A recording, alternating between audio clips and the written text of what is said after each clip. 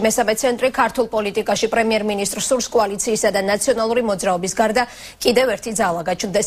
ნინო ბურჯანაძე, სალომე ზურაბიშვილი, ირმა ინაშვილი, ბიძინა ივანიშვილი იმ ადამიანებსაც ასახელებს, რომლებსაც მესამე ცენტრად მოიაზრებს. მთავრობის ხელმძღვანელმა თითოეულ მათგანს გააქტიურებისკენ უკვე მოუწოდა. ადრესატებისთვის წინადადება მისაღებია. სააკაშვილს რომ არ დაენგრია ოპოზიცია და შენიშვნებზე რეაქციები გაეკეთებინა, აი ეს არ მოხდებოდა, რაც მივიღეთ ჩვენ.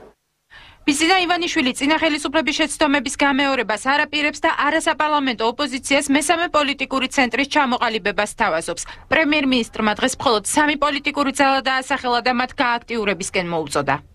მესამე ძალის სურვილი გამაჩნია და არ მალავ. მე არ დაგიმალავთ ქალბატონ სალომესთანაც, თუ გნებავთ ქალბატონ ირმა ინაშვილთანაც მქონდა შეხვედრა და ქალბატონ ნინოსაც ბურჯანაძესაც შეუთვალე რომ ძალიან კარგი იქნება თუ გააქტიურდება და თავის პარტიას გააძლიერებს და გააქტიურებს. პრემიერ-მინისტრი მიიჩნევს, რომ ნაციონალური მოძრაობა კონსტრუქციულ ოპონირებას ვეღარ ახერხებს.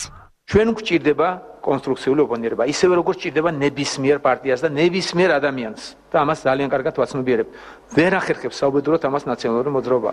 ბიძინა ივანიშვილის განცხადებას ჯანსაღი პოლიტიკური კონკურენციის დასაწყისად აღიქვამს მედიაკავშირ ობიექტივის ხელმძღვანელი ირმა ინაშვილი. ამბობს, რომ მისი თანამოაზრეების მიერ დაფუძნებული საქართველოს პატრიოტთა ალიანსი პრემიერს მხარდაჭერას უცხადებს, თუმცა სატელიტობას გამორიცხავს და ჯანსაღი კრიტიკის აუცილებლობაზე საუბრობს. ამას ქვია ჯანსაღი ოპონირება და არა კრიტიკა გაბოროტებული პოლიტიკური ძალის მხრიდან. ასეთი ჯანსაღი პოლიტიკური კრიტიკის დეფიციტი ნამდვილად არის ქვეყანაში. დემოკრატიული მოძრაობა პრემიერის შეთავაზებას მიესალმება. მათ ხელში არის ეხლა ის, რომ შეიქმნას ნორმალური გარემო იმისთვის, რომ ესეთი პოლიტიკური პარტიები არსებობდნენ და მათ შესძლონ გამოამჟღავნონ თავისი შესაძლებლობები. მედიის შეკითხვებს Facebook-ის საშუალებით უპასუხა სალომე ზურაბიშვილმა. ის, რაც მან განაცხადა, არის ზუსტად შესატყვისი იმისი, რაც გვილაპარაკია, არც მეტი, არც ნაკლები. ალბათ დროც დადგა და ჩვენი მედია სივრცე უნდა მიეჩვიოს სიმართლის მოსმენას და მიხვდეს, რომ ამ მართალი სიტყვის უკან არაფერი სხვა და საიდუმლო გეგმები არ იმალება. ქართული დაცვის ლიდერი ფიქრობს, რომ მესამე პოლიტიკური ცენტრის საჭიროება ქართული ოცნების შეცდომებმა გამოიწვია. ეს გამოიწვია ქართული ოცნების საპარლამენტო წარმომადგენლობის მიერ არათანმიმდევრულმა ნაბიჯებმა, რაც შეეხება ამ სივრცის შევსებას და დაკავებას მესამე ძალის, ამას ვერც მე და ვერც პრემიერ-მინისტრი ვერ გადავწყვიტათ, ეს უნდა გადაწყვიტოს ქართულმა საზოგადოებამ. კონსტრუქციული ოპოზიციის საჭიროებას ხედავს თავისუფალი საქართველოს ლიდერიც, თუმცა მიიჩნევს, რომ გადაწყვეტილება ქართველმა ხალხმა უნდა მიიღოს.